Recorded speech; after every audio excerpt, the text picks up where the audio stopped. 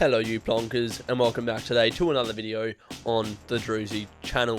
Straight out of lockdown, I've just completed my 7th day, got a bit of a phlegmy throat, and I still haven't completely recovered, but I'm back to bring you 9 things I learned from this round of football. So let's bloody just get straight into it, no fluffing about this week. Here is the first thing that I learned. Number 1. Bailey Smith's running is one of the best in the league. Bailey Smith's running power, along with his endurance and speed, I think makes him one of the best runners in today's AFL. He played for about 117 minutes out of the 121 or whatever it was. So he's obviously a very important player to the Bulldogs to have out there on the track as much as possible. You sort of see when the play slowed down and the opposition sets up for the long run down the line or tries to stop the forwards hitting up. If they can get a quick handoff to Bailey Smith, his diagonal running just breaks down the lines of the defence, and if you're trying to go for that long bomb, you can gain an extra 30 or 40 metres, but it just sends the defence into disarray. They don't know what to do when Bailey Smith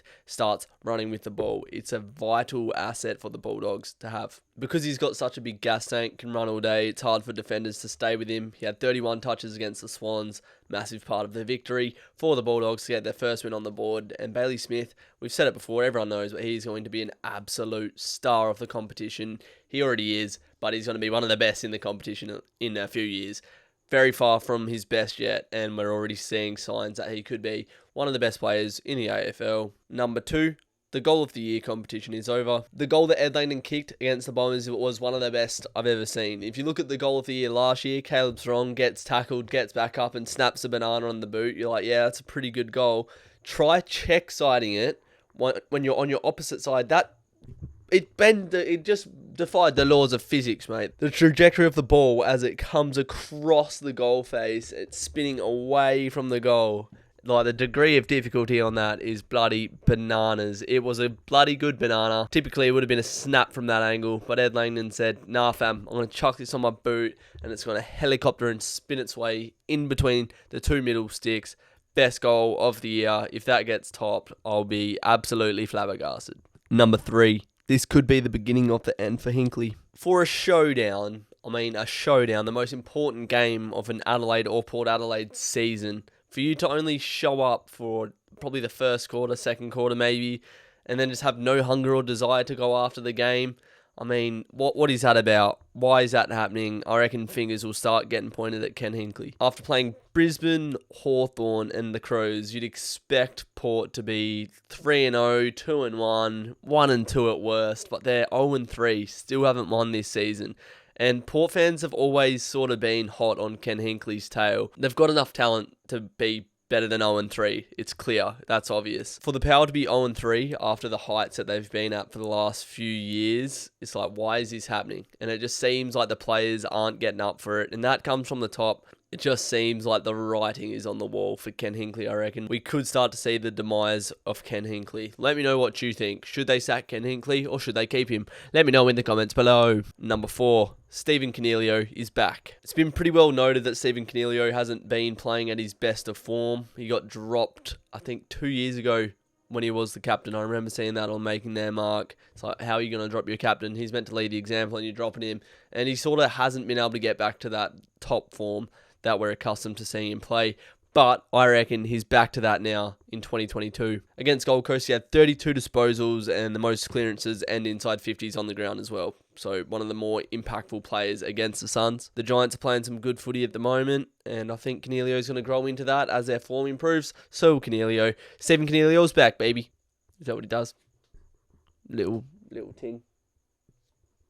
Yeah. Number 5. Collingwood immaturity on display. Collingwood were playing some real nice footy on Saturday night, I thought. I was enjoying them play, especially in that third quarter when they just kept piling in the goals. It was some red hot stuff. And they were up ahead by about 40 points, I believe, at some stage. So for them to drop this game just shows the immaturity that the side has. 2 main signs of immaturity that I realised. Number 1 was their lack of chance taking. They had so many more scoring shots compared to Geelong in the first half, and they just couldn't put the ball through the 2 big sticks. When you're in these positions, when you're getting so many chances going forward, you need to put these games to bed. Good teams will make you pay. If you're having all these chances in front of goal, they'll kick them.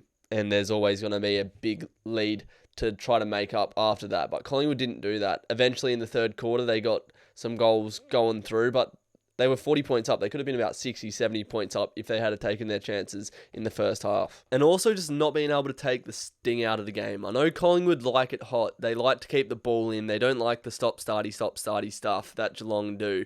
So when the game got really hot and it was sort of a goal for a goal, gunslinger stuff at the MCG, I suppose you could say, Geelong stood up in that. And obviously they're a more mature side. They've got bigger bodies that can get on top of the contest. They did. They started kicking goals. Collingwood tried to match that, and they just got blown out of the water in the fourth quarter and ended up blowing that lead.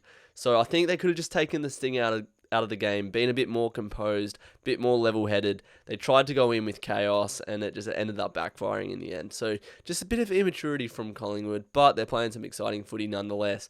Just need to chill a little bit, I reckon, the Pies. Number 6.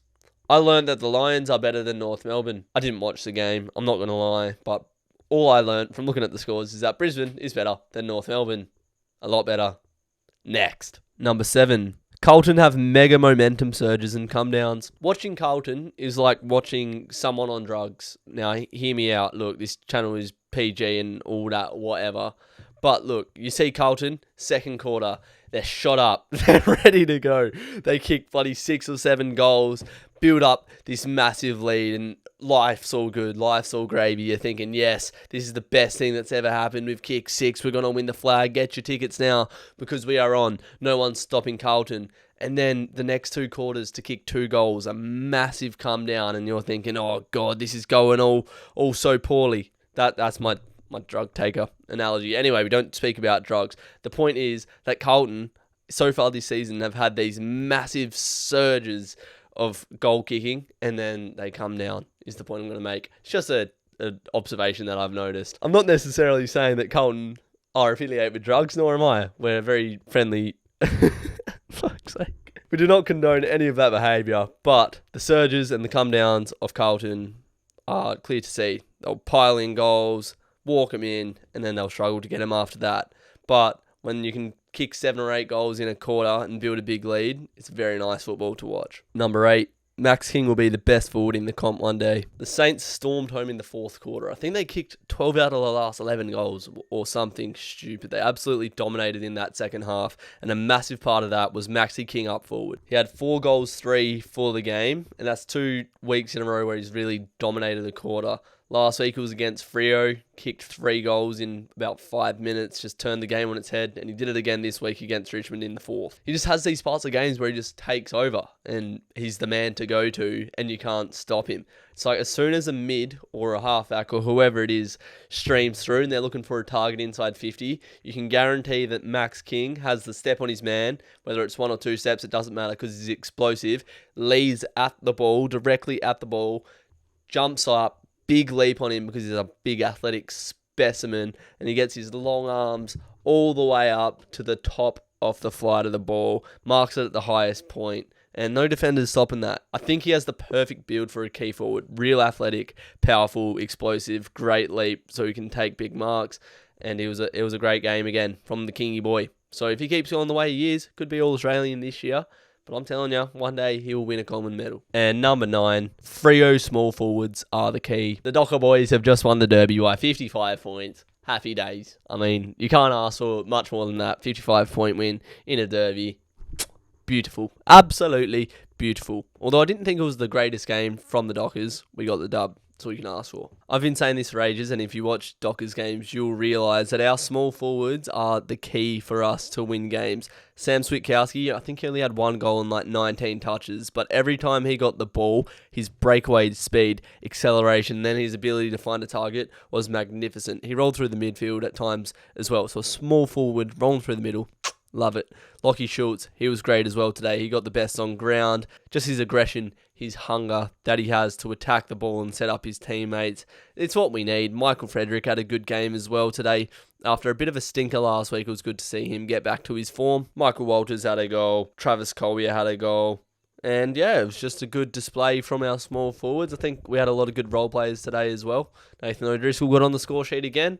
I love that. And Neil Erasmus debuted as well. That was also a good thing to see. Anyway, I'm not even talking about the thing I learnt at this point. The thing I learned, which I already knew, which people need to learn themselves, is that the Freo small forwards are very good. Very good small forward line. But anyhow, that'll wrap up 9 things we learnt this week. The COVID edition. Can you hear the phlegm in my voice? Because I certainly can. If you enjoyed the video, please make sure you drop a like right now. Like right now, I'm telling you right now, big like. Thank you very much. And drop a sub if you're new as well. Drop a comment down below what you learnt this round. And I'll see you in the next video. Take care, you plonkers.